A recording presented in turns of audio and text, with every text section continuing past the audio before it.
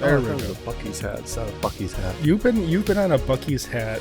I think you. I want to get a Buc-ee's hat. I think you saw one. You saw one at the pumpkin farm, and you were like, "I want a Buc-ee's hat." And do you remember this? Maybe. Yeah. Okay. Is that a? Yeah, I wouldn't be surprised. Is that a truck stop? What is it? What's Buc-ee's? Buc-ee's is like it's not a truck. So there's like Love's truck stops or like the truck stop place, but Buc-ee's is kind of like, it's more geared towards motorists than truckers. Like, Gotcha. And why do you want a hat from it? You're just a fan? I've heard amazing things about Buc-ee's, and I want to go to visit Buc-ee's, and I'm hoping next year that we get to take a family vacation out to Pigeon Forge, because they have a Buc-ee's out there, and they also have that's where the Tennessee Smokies play. So or the Knoxville Smokies, whatever their name is right now. They're like the Cubs 2A team. So what is okay? Now I'm curious. You have inadvertently started a segment. Yes. What is? That's my job. What is my job? I did my job. All right, you're talking Buc-ee's. We're going to Buc-ee's, everybody. Mm-hmm. What the is Buc-ee's? So is that Buc-ee? That's Buc-ee. Buc-ee the beaver. Buc-ee the oh, it's a beaver. I thought it was a squirrel this whole time. I think it's a beaver. Okay. I mean, it's got to be Buc-ee. Why would you name a squirrel Buc-ee? It's a stupid name. Buc-ee's the name of a superhero. Or maybe he's like Groundhog? Maybe. It's got to be a beaver. It's got to be a beaver. No, it's like an amazing place. I've never been to one, I know. but I heard You're so excited. Amazing. You're so excited about It's like I've heard about the North Pole, but I've never been there, but I hear. You want a hat from a place that you don't know anything. Well, you have an idea of what it is. The reason why is because I saw your hat, and it's yeah, it's similar. You have a carp hat. I do. It's Hiroshima carp with the. How'd you get a Hiroshima hat? Why I've got a what's it called? Tigers. What's it called? What am I? Hanshin. Thank you. I kept thinking Hiroshima. Oh, I didn't know because that was the thing. I was like, why does he have? That was weird. I'm like, I didn't know you had a carp hat. I just knew about the. I had the Hanshin Tigers hat because I co-opted them as my Japanese team because they were the only Japanese team that was ever mentioned on Iron Chef. Let's introduce our guests for this king crab battle. First, the brand new manager of the Hanshin Tigers baseball team, Katsuya Nomura. Hi, nice to be here. Then the Chicago Cubs signed Seiya Suzuki. And I was like, from a carp. Hiroshima carp. So I went and looked them up, and I was like, oh, that's kind of a cute hat. I don't remember what year he was signed. Is there any meaning behind choosing number 27? なぜその27番を選んだのかを教えていただけますか? Mike Trout, I love you. Anyway, the important thing is Buc-ee's. Yeah. World's cleanest restrooms. That's a claim to fame. Yeah. Yeah. Yeah. That's a positive. I mean, I've been in a lot of different like roadside gas stations and stuff, and a good clean restaurant is an important thing. Yeah, I mean, there is something to be said. I mean, it's different when you have kids, but as a single person, a disgusting bathroom is kind of like it's an interesting aspect of road trips. Mm-hmm. Like it's kind of it builds character to deal with that stuff. Yeah. Well, I mean, I had a story where it wasn't a Buc-ee's or a roadside thing, but it was a Taco Bell, and the boys wanted to go eat at Taco Bell, and I was like, okay, well, we got to go eat at a Taco Bell. Fine, let's go eat at a Taco Bell. And they were kind of antsy all day long. I took them to Taco Bell. We went to the bathroom, and it was absolutely atrocious. And I'm like, this is disgusting. I'm like, that's really bad. I'm like, somebody decided to use hand towels as toilet paper and just dump them on the floor. I'm like, I'm getting out of here. We're not eating here. Where was this?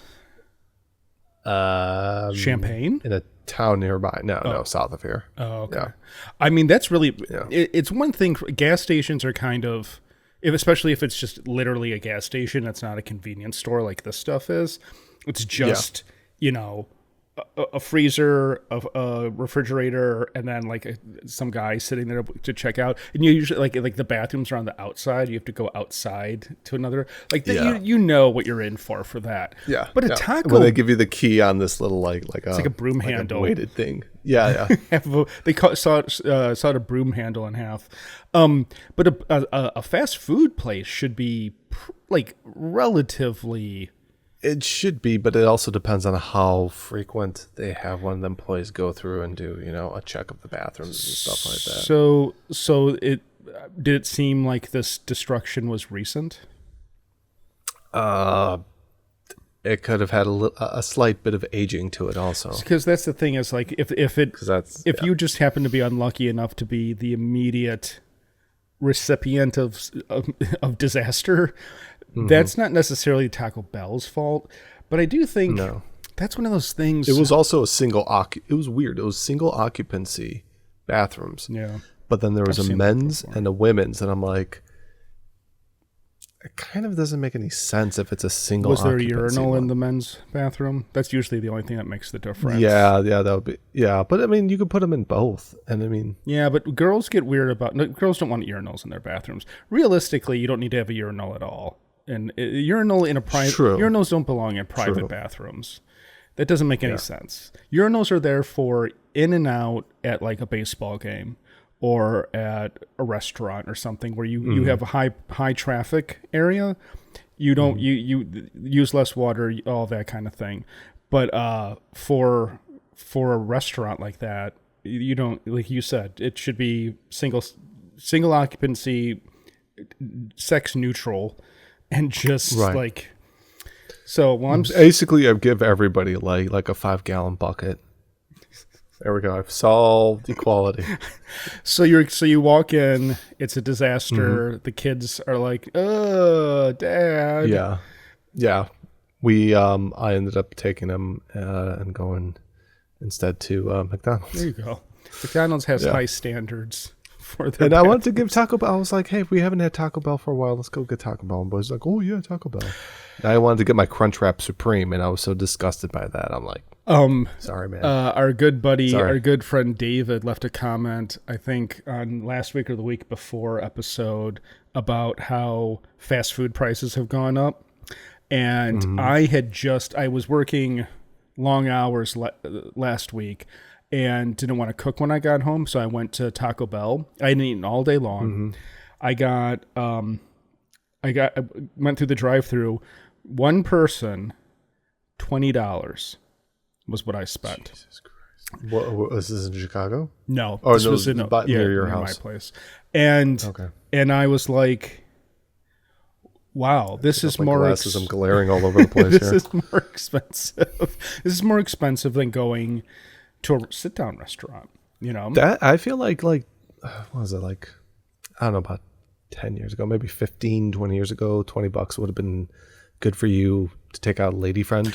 Well, that's the fun, like, for dinner. Kate and I used to go to the Taco Bell in Wrigleyville, and it was always like shameful that we would get up to like $20-$25 between the two of us. Yeah. And it was, we'd laugh. Like, what did we get? Did each of us get the cinnamon twists? We splurged. We would laugh about it and be like, "Oh no, we how did we crack $20? Like we've got so much food. We totally just overindulged." Now, 25 years later, 15 years later, or whatever, it's like, well, no, just me. I mean, to be fair, what did I get? I got the Nachos Bel Grande meal. And since I was starving and probably didn't need it, I did get a quesadilla.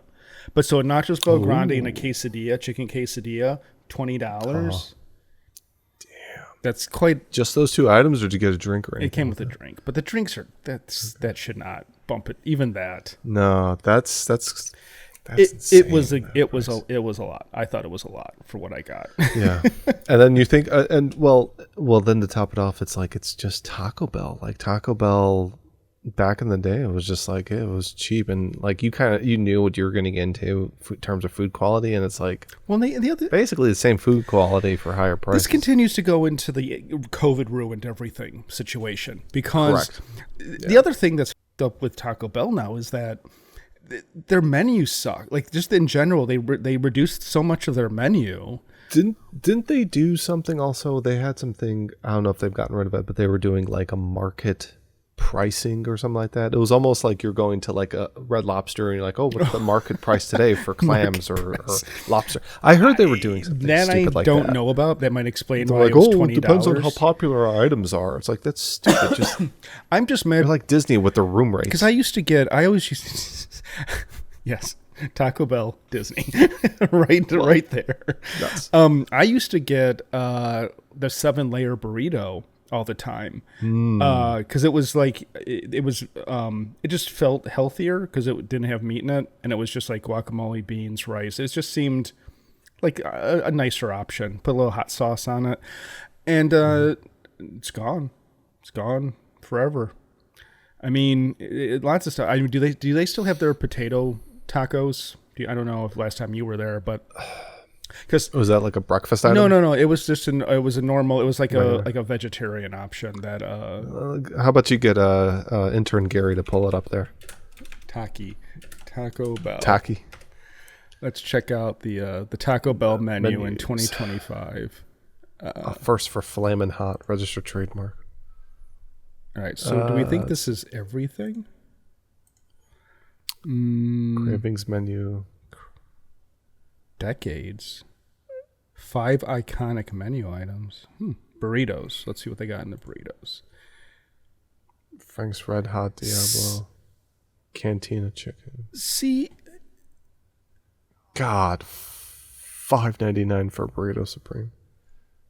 I paid $70. I just got. Remember, so Alex and I have known each other for a very long time. We used to get supermarket burritos across the street from my old apartment, my old apartment, and they were like $1 for like a 10-inch one or something. They were 25 cents each. Oh, 25 cents. So you would get 4 for it. God, we were eating good. And they had beef, bean and cheese, like spicy beef, like the green sauce and beef. Salsa verde. Yeah. Verde, yeah. The ones that are similar, I don't know. Do you guys shop at Walmart? I don't know if you guys shop at Walmart. Yeah. Oh, yeah. We always shop at Walmart. The Tina's brand is, I almost feel like that was like, it was the same burrito. They just had a white label version that they slapped the supermarket's name on it. But what I was going to say is that, so they've got all these burritos. They got like Frank's Red Hot burrito, avocado. That doesn't work. Well, why? It doesn't work for Mexican food. Why can't they? They went from like, it's too hard for us to make the 7-layer burrito, but they have all the shit still. So why is it on the menu? And how is that more complicated than Frank's Red Hot Diablo crispy chicken burrito? When you're getting close to $7 for that, that's just Jesus. What's in the decades? Decades. It's probably stuff from a long time ago. We live Y2K. This actually is relevant to a topic I was going to bring up, but Cool Ranch Dorito Locos Tacos, Chili Cheese Burrito, Double Decker Taco. I remember those. I remember, yeah. I like the double decker. Mm-hmm. Notice how they don't put the prices. Alex, there's your stuff. Oh, what the? I have to log in. Oh, it's $2.49. Yeah. Look at it. It's in it's in the elderly menu. I just had to look at the elderly. Okay, well, in my defense, this is some new promotion, but now I definitely have to go get a 7-layer burrito. Make my voice heard. They still don't show the prices.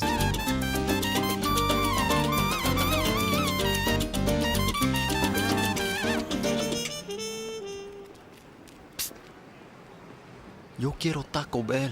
Speaking of terrible bathrooms, I was up visiting you last weekend, and we were in a situation where you had to take your kids to a porta potty.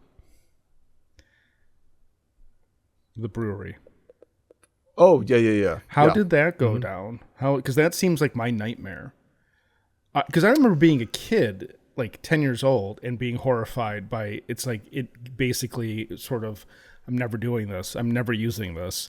It was fine. Okay. It went okay. I mean, my biggest concern was that it was dark and there wasn't that much light. Well, I mean, yeah, that's to a see problem. by that time period. Did you guys? Was there the like wheelchair? Was there a big one there too? There was a big one. Did you there guys was like one big one? So did you guys use that? Normal ones. Like you? No, I think we all. I think we used the big one. Oh, is it? Because of course he would. Asserts dominance and is just like you and the little brother can just squeeze into the tiny one. He will like. I've noticed that there's the two of them do their own different. They have their own ways of entering a porta potty. Like will just be like he goes in and he's just like whatever. I'm just gonna use the bathroom. We'll just fling the door open, hold it like this, and then like examine everything in pure and be like, "What's the situation?" That sounds like him. And then he'll go in, and then you'll hear the latch go. Shunk. Oh, so you don't go with him? Well, I asked him, "Do you want me to go in?" And he's like, "No, Daddy." He's like Kevin Costner in Man of Steel. He's just like, I got this. I'm a big boy now. I don't know if I would trust alone in a porta potty to be honest, but okay. No, I'm just not that kid. I'm imagining him painting the walls just out of pure joy. Make way! Bridget, what are you doing? Anyway, the point is that Buc-ee's gotta go to Buc-ee's. Maybe you can get a part-time job working at Buc-ee's. Join the Buc-ee's family. They make good money. I heard. Do they? Like, they make pretty decent. Yeah. Take a look at the random employee working at Buc-ee's. Apply to store. Take a look at apply to store. Let's see what we can get here. We're gonna start working at Buc-ee's. It's all in Texas, Georgia, Colorado. That's fine. Kentucky. Is there a map? How do we? Job category. Frontline. Store corpo. Store corpo. How about cashier or something like that? Just so what I just search for cashier. Oh, they're probably using it for seasonal because they've got things coming up. Cashier. Let's go to Eagle Lake. It's going to be minimum wage, $17 an hour. Ooh, wait, what? $17 an hour, medical, dental, vision, 3 weeks paid time off for the cashier? I might need to take a part-time job. 401k matching up to 6%. I don't know how much my company matches. You don't have a 401k because you're... You should talk to your boss tomorrow. Be like, excuse me, sir. Does our 401k match as well as Buc-ee's does? Like, he'll fire me on the spot just for like insulting him. He's like, oh shit, he's found out. Jump out the window. How many weeks? I think I have 5 weeks of paid vacation, but I've been working there for 20 years. So, you know what's funny is because of Illinois new laws. This was kind of lame, but it's fine. Mm-hmm. You need to have five paid 5 paid sick days by Illinois state law now, or Chicago, one of the two. And because of that, we had 3. And because of this new law, all they did was say, all right, 2 of your vacation days are now sick days. But it's kind of a wink thing. Like if you were like, hey, I want to use these as vacation days, they'd just be like, nobody cares. But it's like, just make sure your supervisor knows that you're not going to be here. That's about it. So that's the benefit of a mom and pop place, is that rules are very bendable. Okay, $17 an hour. The essential job functions are getting paid $17 an hour. Execute a clean, friendly, and in-stock experience for every customer. I think we can do that. Yeah. Accurately transact customer items for checkout at point of sale. Piece of shit units. That's why I even said point of sale. I even articulated it because I knew where you were going to go with it.